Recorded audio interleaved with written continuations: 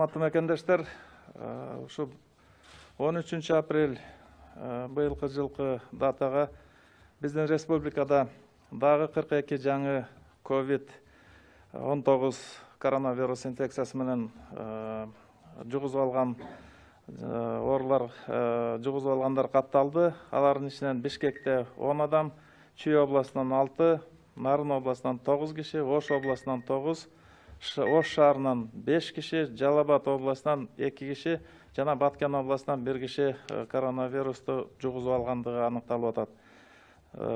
Жалпы жону менен Кыргыз Республикасы боюнча 419 оору жугузуп алган оорулар катталды.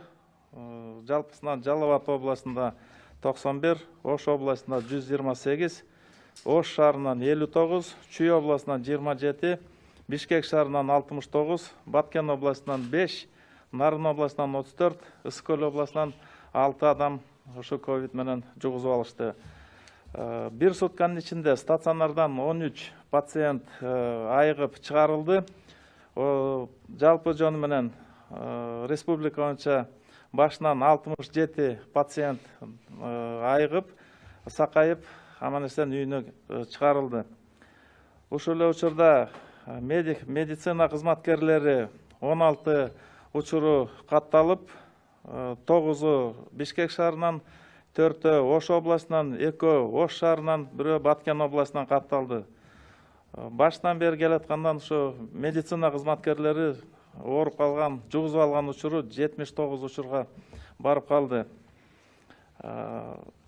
Жанакындай жугузуп алгандардын арасынан 224 аял кишилер, 195 эркектер. Азыр өткөн суткада жугузуп алгандардын ичинен 23 аял киши болуп, 19 эркек.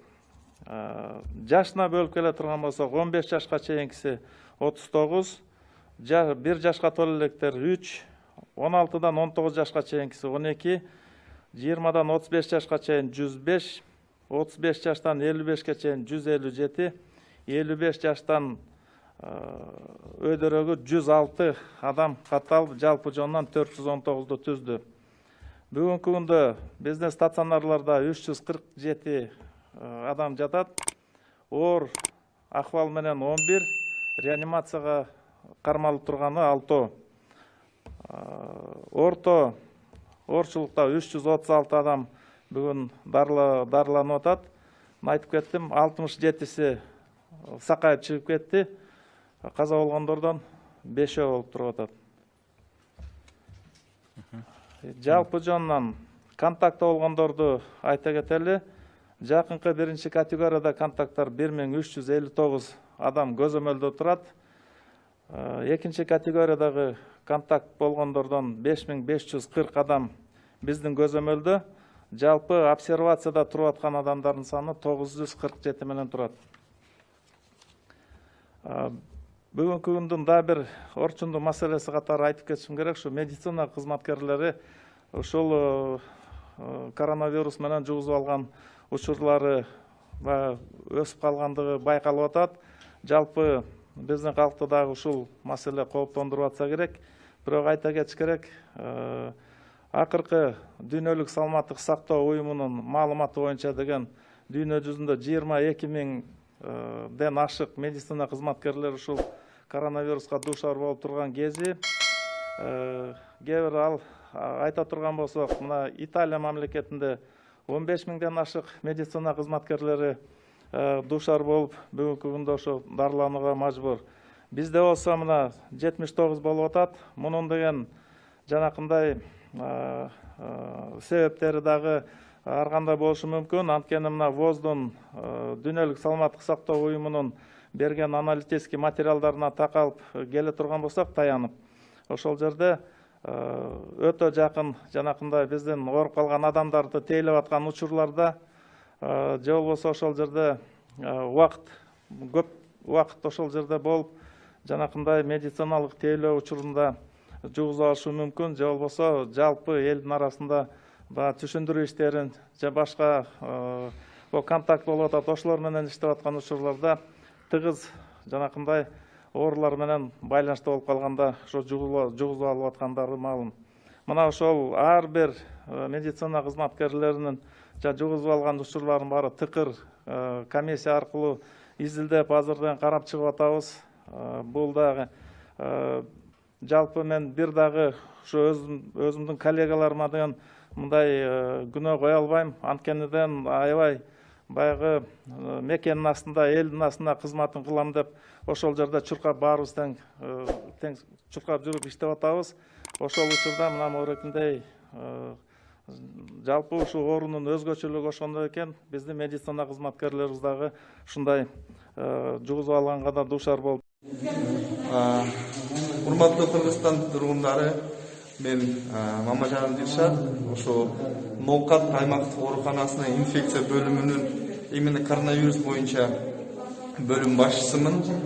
Азыр бизде отделенияда бир врач, бир реаниматолог врач, 2 медсестра, 3 санитарка иштейт. Бул смен менен алмашабыз.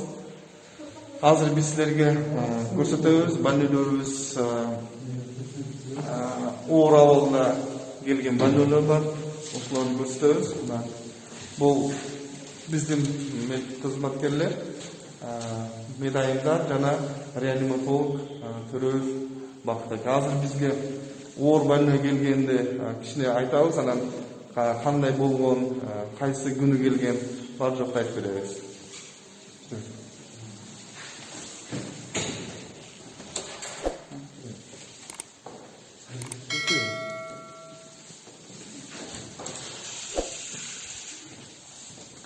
Эми анонимне сакташ үчүн орунду көрсөтпөйбүз. Бирок бул бейтап 20-числода келген. Аябай ооруга келген болчу. Биринчи келгенден кийин аябай кыйналган, бизге аябай бир жагынан кыйын болду бул бөлөдө бул бейтапты бул абалга келтириш. Азыркы абалда Кудайга шүгүр азыр кыйла жакшы болуп калды. Эмне десем, бул азыркы абалда бул эме жакшы болуп кетип аткан абалга. Кудай кааласа. Алла насип кылган болсо бул бейтапты биз жакын күндөрдө жакшы кылып берип, үйүнө семьясына чыгарабыз деген үмүтүбүз бар. Азыркы күндө бизде могу жердеги централдык кислороддорубуз толугунун жетишип берген. Могу жердеги ачкан болсак биздеги жүк бар жерде аябай жакшы централдык кислороддорубуз берген. Буну дагы биздин аймактык оорукананын директорунун чоң милдеттери болсо керек. Анан да мындай кислородный аппараттарыбыз аябай жетишкендик. Бул да жаңы кислородный аппараттарыбыз. Могу жерде дагы бир эмес болсо, бул жерде 4 палатанын ичинде 4. И ошол учурда мындай кислородный концентраторлорубуз менен дагы толугу менен жетишкенбиз.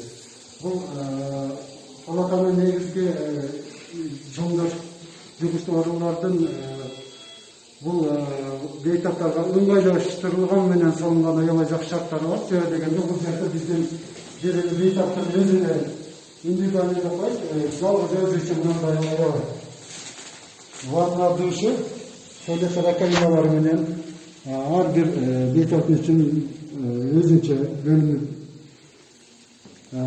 проект менен тартылып салынган. Бул жерде өзүнүн арестанттары, бул жерде өзүнүн ысык суу, муздак суу менен азыркы колония салаттары, азыркы и ошол жерде экстремдүү көзөтөрүндө чыгууга өзүнүн фактору бар. Бул ар бир бейтаптын өзүнүн факторун берсе өзүнчө болуш керек. Азыркы күндөрдө биздин бейтап толугу менен канчалык бейтап келбесин, биздин больница канчалык бейтап келбесин биз даярбыз деген үмүттөбүз. Ошондой эле биз өзүбүздүн акимдерибизге чоң рахмат жана чоңдорубузга, аймактык оорукананын биздин башчылыгыбыз дарыгерибиз Асамбек Маратовичке чоң ыраазычылыкты билдирип кетебиз. Бул жакта иш жумуш боло турган өзүбүздүн биринчи этажыбыз. Бул инфекция бөлүмү 2 этаждан жайлашкан. Бул биринчи этаж. Биринчи этажда оор бейтаптарды карайбыз. Основной. Экинчи этажда уже айыгып кетип аткандарды, экинчи этажга бокстор бар өзү. Экинчи этаждагы кутта ошондой условиялар түзүлгөн. Запастар мындай концентраторлорубуз көп, отсутствует. Бул жакта датылы аппараттар турат. Ар бир бет тапкан мындай.